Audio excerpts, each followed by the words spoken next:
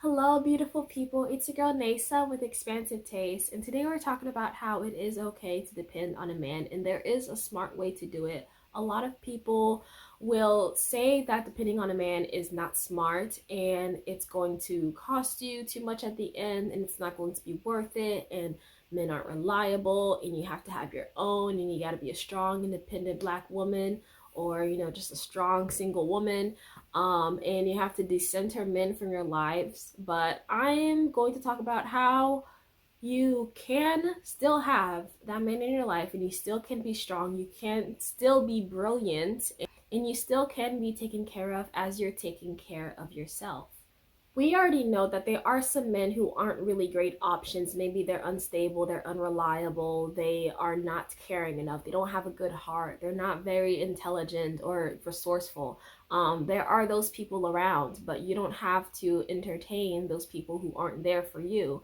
You can still choose to have someone that is good to you and good for you and has the same common goals, and you have a lot of things that you agree on. You have this certain agreement where this is the type of lifestyle you two are going to have, and you have the same kind of goals. Maybe you both want children, or maybe you both don't want children. You have to be on the same page in order to really make things work. While there are some guys who are worth more effort and do require a little bit more molding and shaping in order to become that perfect guy, most people that you come across, they should be at least ready. They should be decent enough that you know that your relationship with them will be successful. And you know this. You know how to find a guy who is going to be, in general, pretty good. You in your heart know when you're dealing with trash, with a bum, with a narcissist, a womanizer, all these terrible things. You know it, okay? So stop making excuses for guys that don't deserve it. Find yourself the nice guy with a good head on his shoulders who is a provider, who has that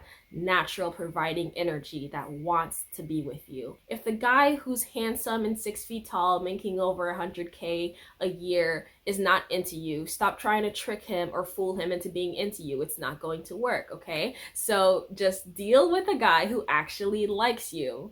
That's going to go a lot more farther, and he's going to be willing to give you a lot more. The nice guy is going to treat you a lot better than the rich asshole who's just going to use you as a sex puppet, and if he marries you, he just ends up cheating on you.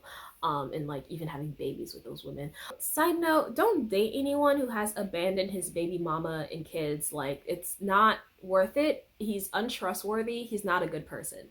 But this is not what this video is supposed to be about. In general, I'm just saying you gotta find a nice guy and everything will pretty much work out all right. What I want to tell you is that you can be a woman who depends on a man, who is sponsored by a man, and you will still be taken care of and you will be better off. And there are ways in order to make sure that you are secure. First of all, don't just wait around for this guy. Actually live your life, show yourself some love, and do the things that will benefit you. You should still be going to school, you should be shopping, hanging out with friends, going on trips, giving yourself princess treatment, and developing a good routine and lifestyle. So you need to establish what that is for yourself, the things that you want to include in your life to make yourself feel good, to make yourself feel like a whole woman. Still have a job and provide for yourself in the meantime. I'm saying you could still provide for yourself and build things so that you have an overall understanding of who you are and what you like, and what you expect out of someone. If you have no understanding of finances and life skills and you don't know what it's like to have nice things, that is a dangerous place to be in, because then you will be more susceptible to becoming financially abused by someone that you're depending on. So you need to be able to understand how things work, and have certain standards so that you don't come across someone who's just going to like pretty much keep you like a freaking slave or whatever. Starting out life with an education, a job, and some like general understanding of how the world works is going to set you up a lot better. Having all of this is going to allow you to be better at choosing a guy, and knowing what he can afford for you. So if he is able to at least maintain your lifestyle, then that is an amazing start. He should have enough for himself and also enough for you where you're at. And if he has more, that is great. I should just give you an understanding of what your life will be like, and what you will need in order to maintain yourself and just like still be happy within your relationship. And by relationship, I mean marriage needs to be the goal. It needs to be spoken between you guys. It needs to be agreed upon. It needs to be finalized that there will be a marriage. It shouldn't take too long to get to that point. But now that he's your husband, understand that he's also your employer. So maybe that means that you have a certain amount of things that you will do for him in order to keep him I don't know, successful. So maybe that will mean that you will be doing the cooking and the cleaning, some grocery shopping, running errands, laundry, and you will be his friend and therapist and child care person, and even a homeschooler if you guys decide to have children. Listen, all of these things are valuable. It's a job, and he just happens to be the one who's paying you for it. So there is an allowance. There has to be an allowance. You guys need to agree on what that will be. It has to be enough for you to maintain your life, and also a little bit more for all the things that you're supposed to be taking care of in the home.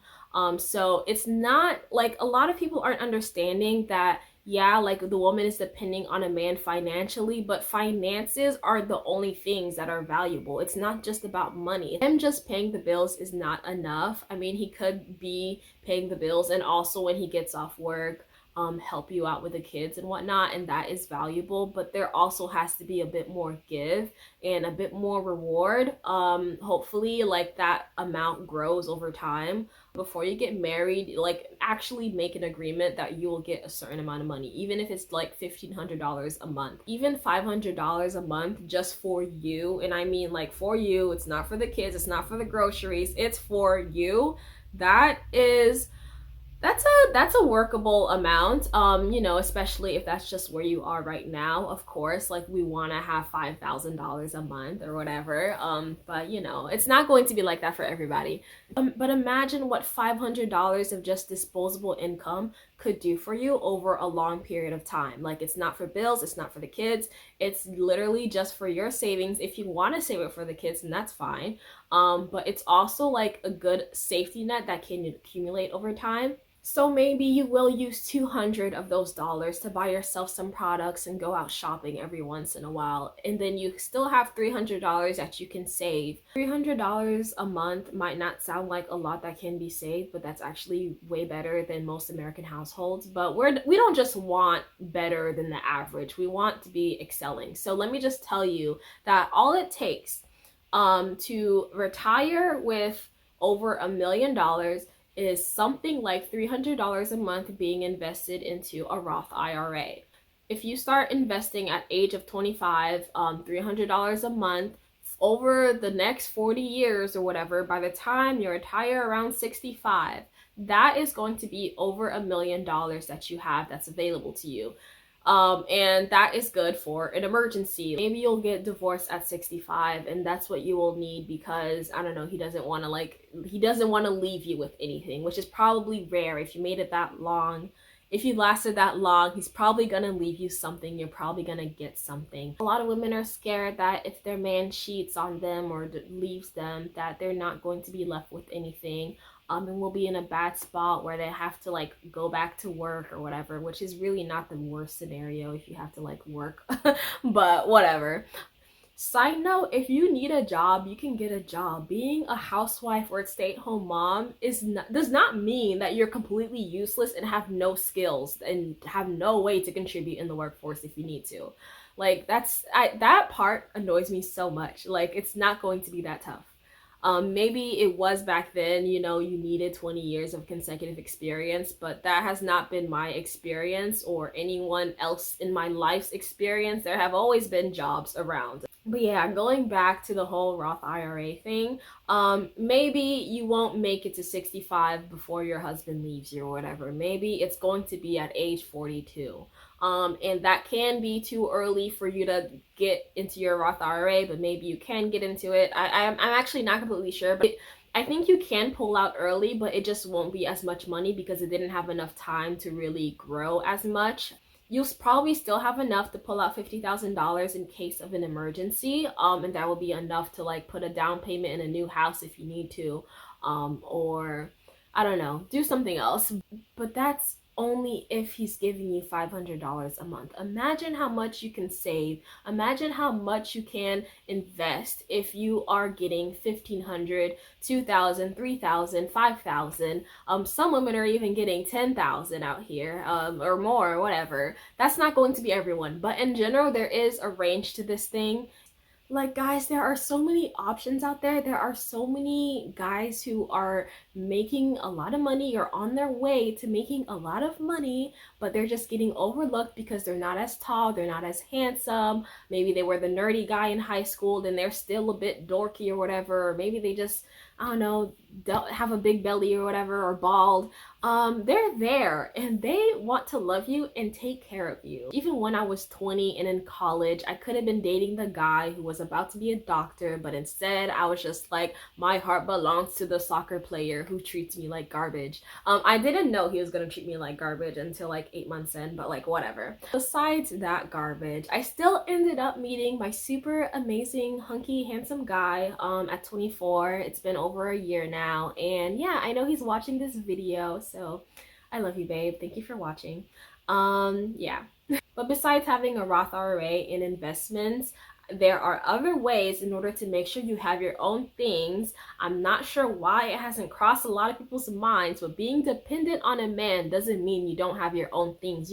You can still work. You can still have a part-time job if you want. You could be volunteering. You could be an activist helping some causes. You could be doing so much with your free time. And also, you could be using that allowance money to build your own business. Maybe it won't be as big as your husband's business, but it could still be something that's pretty good and that is your own, that you can rely on. Like, being dependent on your man to take care of the bills doesn't mean that you can't do anything for yourself. It doesn't mean that you can't have any sort of income outside of the household. Of course, it's a wonderful position to be in if you don't need an extra income, but I don't want it to be about needing an extra income. I want it to be that you're taken care of, the family is taken care of, the children are being fed and they're clothed, and they are experiencing lots of greatness in this world. Lots of opportunities are open to them because of the position that your family is in. That should be the standard. And maybe you just decide to do a little bit more because you can, because you have that ability to, because you are super, because you are competent and brilliant, and you can make anything out of what you are given. Someone who I am incredibly inspired by is Mina Irfan, who is a YouTuber.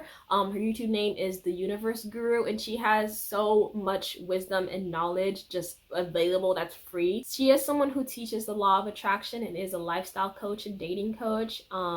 And she has courses.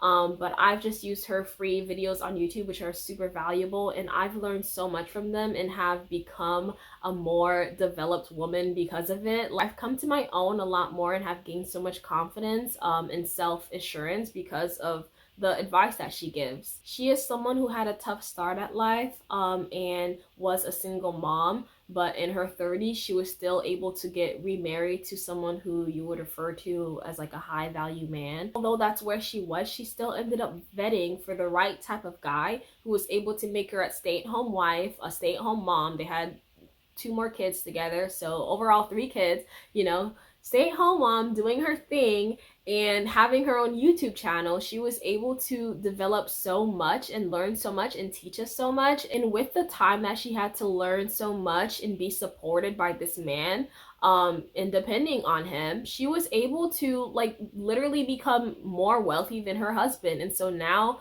their whole family is even richer than they were before because she has brought in so much value, because she is a brilliant person who was able to use her skills to develop and grow something while she was being taken care of.